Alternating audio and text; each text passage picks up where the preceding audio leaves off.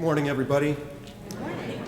My name is Edward Speck, and I was asked to give the giving testimonial today.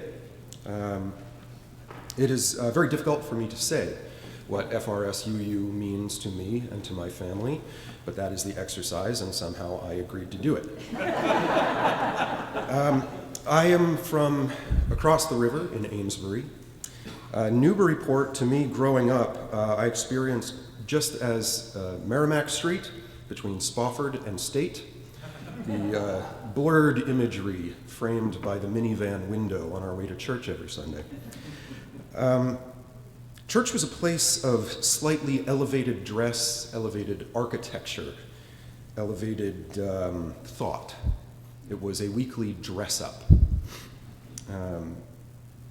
Adults smiled at me, treated me kindly, regardless of how many cookies I had just stolen off the table at coffee hour in the parish hall. It was a place where families were friends with families, where my friends' parents knew my parents, the Heenahans, the Puringtons, the Shivicks, the Mercers, our Sunday people. I learned how to read music and to sing in the youth choir from Lynn Paparella. I learned about puberty and all that attends it in what is now called the program, which is now called OWL. And from a youth group sleepover in the parish hall, I learned that a couple of Jolt Colas from Richdale's could indeed enable you to stay up all night long.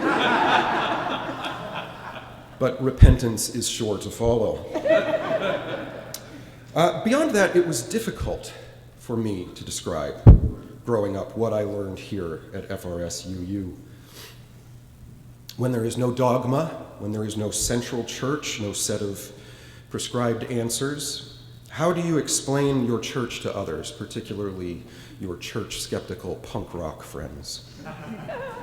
It was easier to say what we were not, to define us in negative terms, as in, we don't believe in the divinity of Christ. To define us in positive terms, I would tell my friends, we drink coffee, we ask questions, we take the summers off.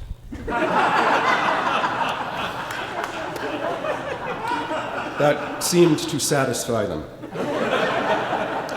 And so when I graduated from Young Church, I took an extended summer break of about 2 decades.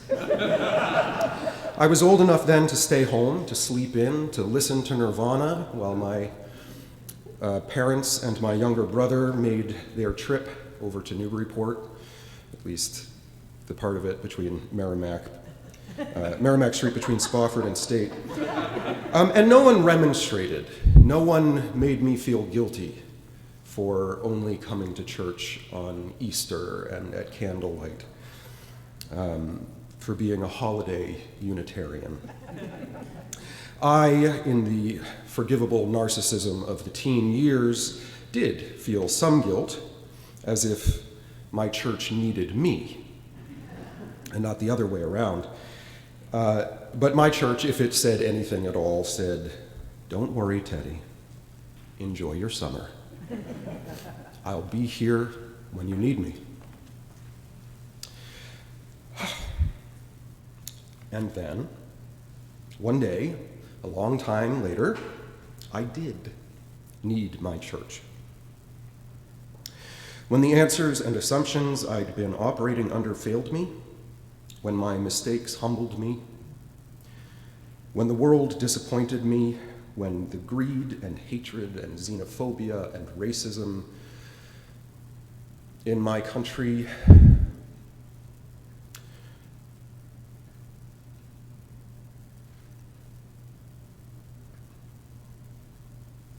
when I yelled at my children in the back seat and then cried because I'd just yelled at my children in the back seat and had to pull over on Merrimack Street between Spofford and State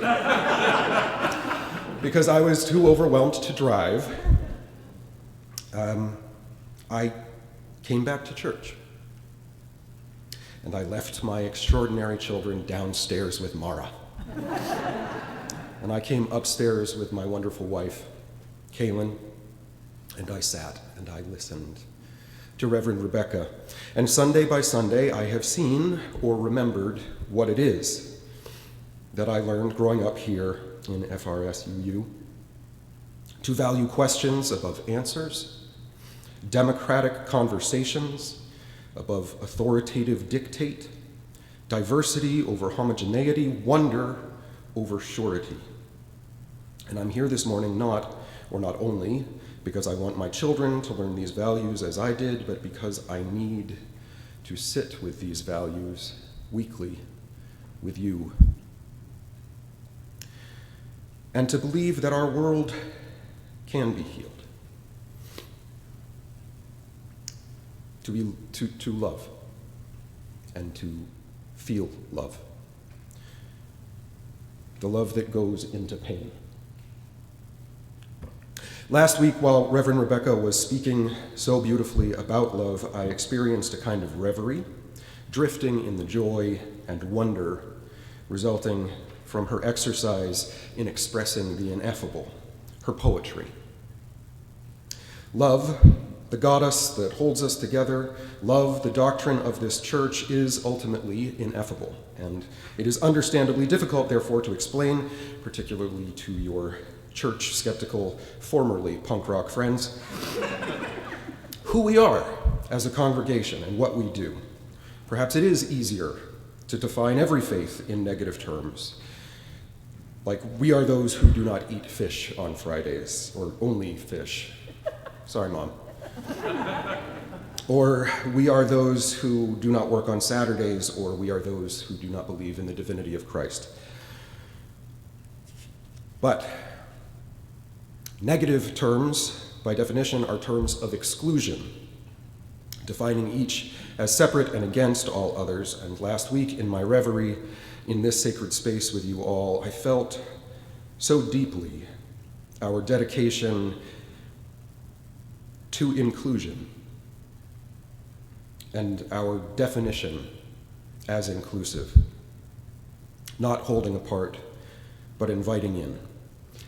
And the people in this room did a whole lot of work 2 years ago in defining, in positive terms, our values, our mission, and our ends. So, in positive terms, we are those who strive to come as we are and invite others to do the same, to journey together in love, to act with courage, and to transform our world. And that brave inclusivity is what FRS meant to me growing up, what it means to my family now, though I may still append to my friends that we love coffee and questions, and we take the summer off. Sometimes. Thank you for being here. I need you.